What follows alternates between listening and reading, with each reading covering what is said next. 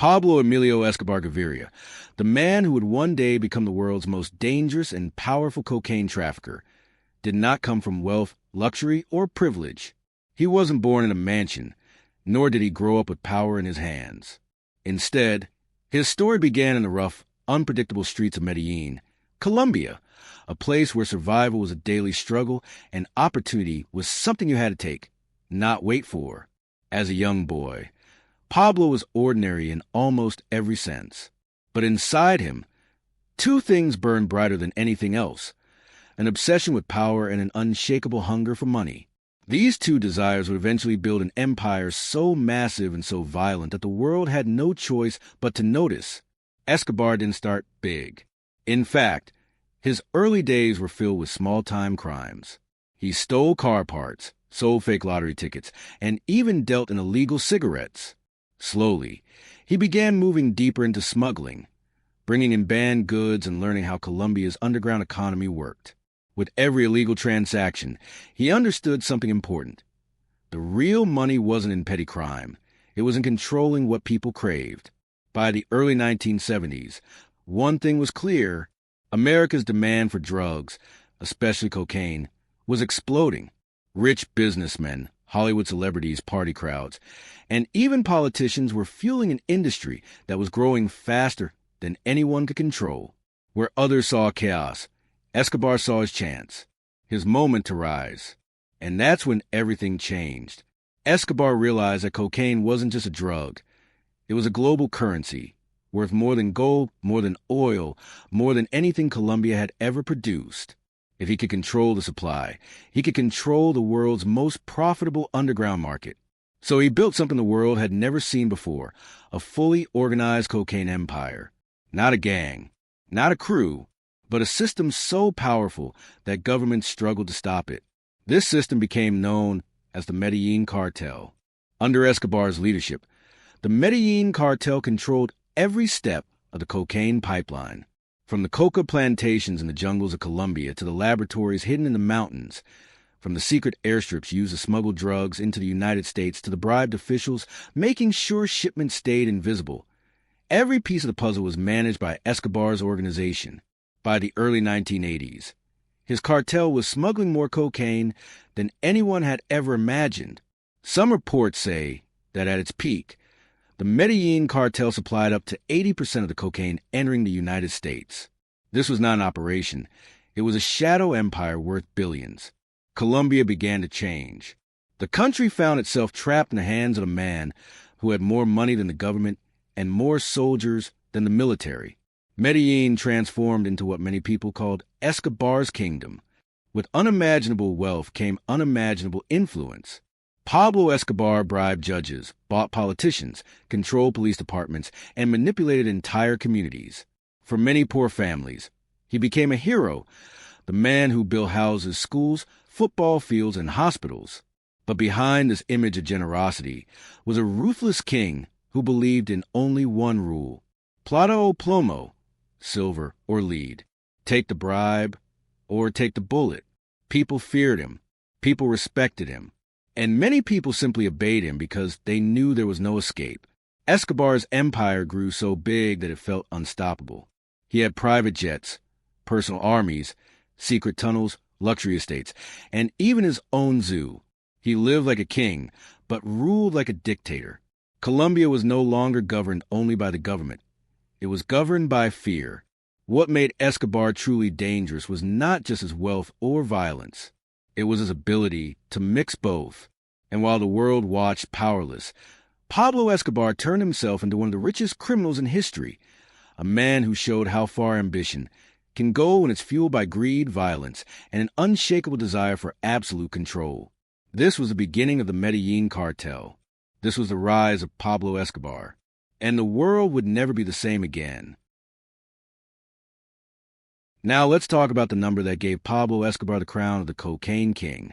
A number so massive, so insane, that the world had never seen anything like it before. $90 billion. This isn't just a figure.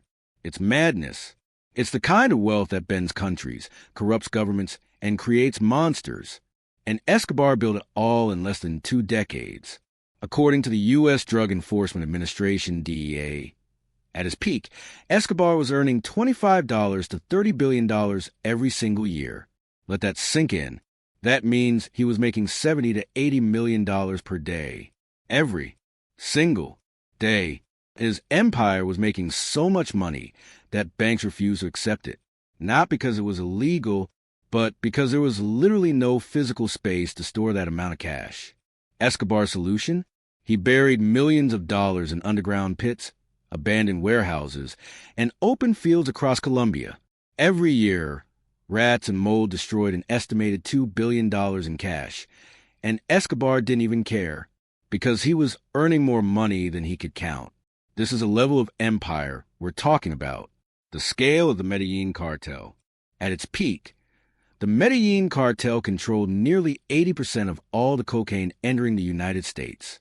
8 out of every 10 lines of cocaine used anywhere in America could be traced back to Pablo Escobar's network. But this wasn't just smuggling. This was a full-scale industry, an underground economy with its own infrastructure, workforce, and logistics systems that rivaled real corporations. Escobar's cartel operated with 30-plus private airplanes, multiple airstrips hidden in jungles, personal pilots trained to fly low to avoid radar, smuggling submarines built secretly to move cocaine underwater, hundreds of safe houses across Colombia, Central America, and the United States. Every link in the chain was controlled, from production to distribution. Cocaine would leave Colombia in planes and boats, move through the Bahamas where it was temporarily stored, and from there it would be transported to Mexico. Mexican traffickers would then help move it across the U.S. border. Once inside America, the price multiplied by 10, and the billions kept pouring in, a network so powerful it could change economies. Escobar's power came not just from violence, but from his ability to manipulate global drug markets. His supply network was so massive that he could cause cocaine shortages in entire countries just by temporarily slowing production. If he wanted prices to go up, he would reduce shipments. If he wanted to crush a rival, he would flood the market with low-price cocaine so that their profits disappeared. This wasn't a drug operation anymore. This was economic warfare, control from the heart of Medellin. He had more liquid cash than some South American countries, more influence than local governments, more soldiers than the military, and more fear than any politician. Escobar didn't just run a cartel. He ran a parallel government. He created jobs, funded communities, built houses, constructed roads, paid for hospitals, and helped the poor, not because he was a saint, but because every man he helped became loyal to him. His wealth bought him silence. His terror bought him obedience. And his cocaine bought him the world. The untouchable king. By the mid-1980s, Escobar had reached a level of power that almost defied reality. He could buy anyone. He could kill anyone. He could influence anything. The Colombian government was losing control, and the United States feared that one man, a single criminal from Medellin, was holding the country in his hands. Think about it.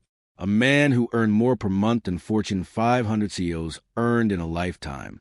A man whose empire stretched across oceans, borders, politics, and entire societies. A man who turned cocaine into a global commodity. Escobar's empire wasn't business. It was a shadow nation built on fear, money, and absolute control.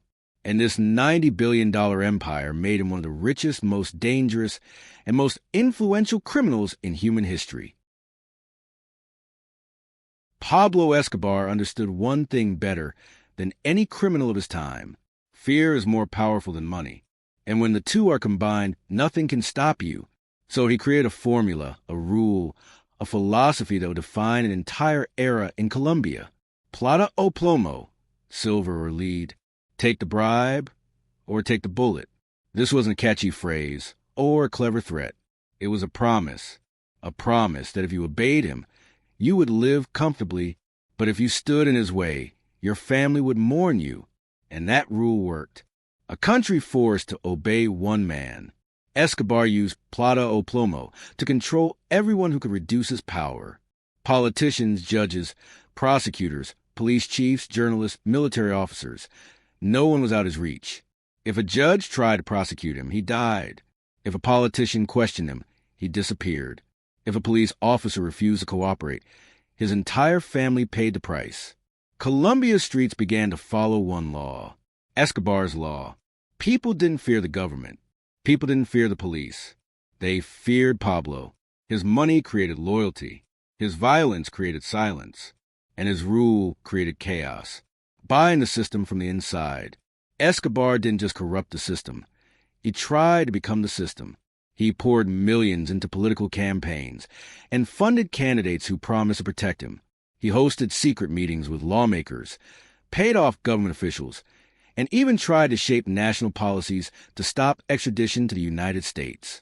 And at one point, he came dangerously close to sitting in the Colombian Congress. Imagine that, a drug lord earning billions each year from cocaine, preparing to walk into the government building wearing a suit, shaking hands, and making laws.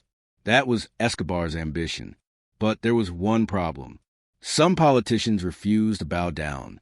One man, Minister of Justice Rodrigo Lara Bonilla, dared to speak against Escobar in public.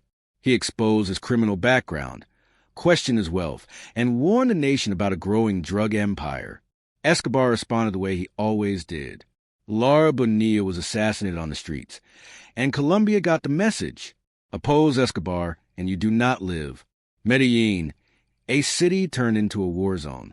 By the mid-1980s, Medellin was no longer just a city. It was a battlefield. Bombings became routine.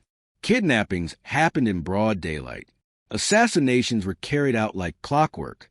Car bombs exploded near government buildings, shopping centers, and even police stations. No one felt safe. Not a single household slept peacefully. People were scared to step outside after sunset. Parents feared letting their children walk to school. And the government had lost control over its own streets. Escobar operated with impunity. His organization didn't just target rival traffickers. It targeted anyone who threatened his empire. Journalists reporting against him were killed. Police officers refusing to cooperate were eliminated. Judges handling cartel cases were murdered before trials even began. Escobar had transformed from a criminal into a terrorist with $1 billion engine behind him. From Robin Hood to the face of terror, to some of the poor in Medellin, Escobar was still seen as a Robin Hood figure because he built houses, football fields, and community centers. But at the same time, he caused the deaths of thousands. Entire neighborhoods lived under the shadow of his violence.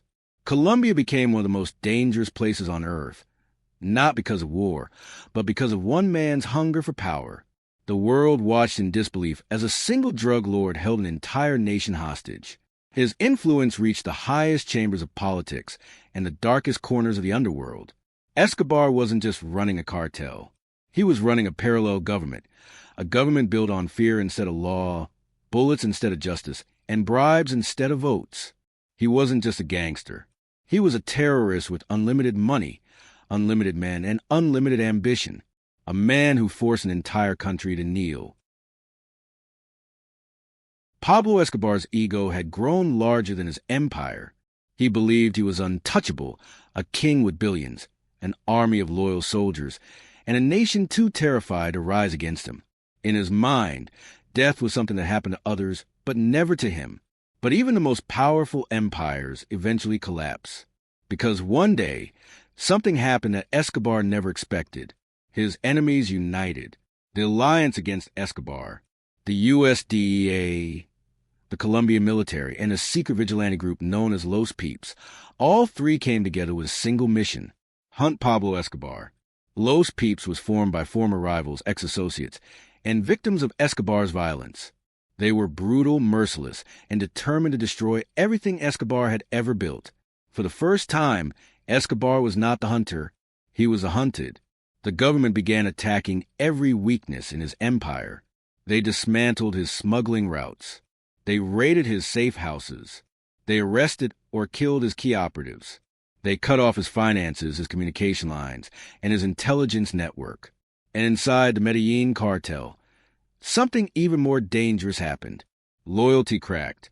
His trusted lieutenants, men who had made millions through his empire, started switching sides. Not out of courage, but out of fear. They realized the government would destroy anyone who protected Escobar. So they chose survival over loyalty. And slowly, Escobar found himself more isolated than ever before. The deal that shocked the world. In 1991, knowing the pressure was rising, Escobar attempted one final trick. He decided to surrender, but not without conditions. He told the government that he would give himself up only if he were allowed to build his own prison, a private facility on his own land. And unbelievably, the government agreed. This prison became known as La Catedral, but it wasn't a prison. It was a luxury mansion disguised as one. La Catedral had a bar, a casino, a gym, a football field, expensive furniture, and guards who took orders from Escobar himself. Some people even called it the Hotel Escobar. But inside the so-called prison, Escobar continued running his empire. He ordered murders. He collected debts. He punished rivals. He continued business as usual, as if nothing had changed. He proved to the world that money could buy anything, even prison walls. The escape that changed everything. But the illusion didn't last long. In 1992, the government discovered that Escobar had tortured and killed two of his own associates inside La Catedral. That was the breaking point. The Colombian government decided to transfer Escobar to a real prison. But when soldiers arrived to take him away, he simply walked out the back door and disappeared. He escaped with ease, as if the prison had never been a prison at all. And from that moment on, Escobar was no longer negotiating. He was running. He became a fugitive, hiding like an animal, constantly moving between safe houses, disguising communication, and relying only on a shrinking circle of loyalists. The 2-year manhunt. What followed was one of the largest and most intense manhunts in modern history. For 2 long years, Colombia became a giant battlefield. Soldiers patrolled streets day and night. Helicopters scanned rooftops. Intelligence teams tracked phone signals. DA agents worked inside Colombia. Los Peeps hunted his allies. And the government searched every corner of Medellin. Every rooftop, every abandoned building, every hillside became a potential hiding spot. Escobar slept in different houses every night. He constantly shaved his beard, changed clothes, and even switched bedrooms to avoid snipers. His once unstoppable empire had shrunk to just a handful of men. He had lost his wealth, lost his power, lost his connections, and worst of all, lost the control that once made him terrifying. He was now a lonely man, running from a country that once feared him, and the world waited for the moment the chase would end. Colombian police had finally traced Pablo Escobar through a simple radio signal. He was on the phone, possibly talking to his family, maybe giving last-minute instructions, maybe saying goodbye. No one knows for sure. But what everyone does know is this. The hunt was over. When the search block reached the rooftop, Escobar tried to run. He jumped from one terrace to another, desperately trying to escape the inevitable. But a bullet struck him, and within seconds, the world's most feared drug lord lay dead. The official story says Escobar was killed in a shootout. But thousands of people, investigators, locals, even some former cartel members, still believe something different. Escobar may have shot himself before police could reach him. And that theory exists for one simple reason. Escobar had always vowed that he would never, ever be taken alive. For a man who built an empire on pride and domination, dying in someone else's custody was the ultimate humiliation. Whether he died by a police bullet or by his own hand, the truth remains the same. December 2nd, 1993 marked the fall of a king, but not the fall of the kingdom he created. The death of a man, not the system. When Pablo Escobar's body lay on that cold rooftop, one thing became clear. A gangster can die, but the drug system he creates doesn't die with him. The Medellin cartel collapsed, yes. Its leadership scattered, many surrendered, others were captured, and some were killed. But the cocaine trade? It didn't stop for even one day. Instead, it moved. Quietly, strategically, inevitably. Mexico picked up the pieces. The routes Escobar created, the connections he built, the markets he dominated, all of it shifted into the hands of the rising Mexican organizations. The Sinaloa cartel, the Juarez cartel, The Gulf Cartel, Los Zetas, where Escobar's empire ended, their empires began. And the war Escobar started, a war for money, for power, for control, is still alive today, decades later. Different names, different cities, different faces, but the same violence, the same greed, the same bloodshed. The legacy of Escobar. Pablo Escobar's story is often told like a legend. A poor man who rose from nothing, who built an empire worth billions, who controlled nations, who defied governments. But the truth behind the legend is darker. His story is not about success. It's not about bravery or intelligence or ambition. It is a warning. Escobar believed he was untouchable. He believed money could buy anything: loyalty, protection, silence, even morality. And for a while, he was right. He bought politicians. He bought judges. He bought police. He bought entire neighborhoods. At one point, he even tried to buy his way into the Colombian Congress. But the same power that lifted him up eventually destroyed him. Because power gained too fast becomes unstable. And the faster you rise, the harder you fall. Escobar's billions could buy him a private prison, private armies, bodyguards, mansions, and even his own rules. But they could never change one thing: the ending of a man who devoted his life to destruction. His money could influence the world, but it could not rewrite his destiny. The final message. Pablo Escobar's life teaches a brutal lesson. You can buy the world with money, but you cannot buy yourself a new ending. You can rule with fear, but you cannot escape the consequences of the chaos you create. His empire was huge. His power was unmatched. His name became global. But in the end, he died alone on a rooftop, surrounded not by allies or soldiers, but by the very forces he had challenged for years. A king with no kingdom. A legend with no glory. A billionaire with no life. Escobar's rise was fast. His fall was faster. His story remains not a celebration, but a reminder. The higher you climb through destruction, the deeper you fall into it.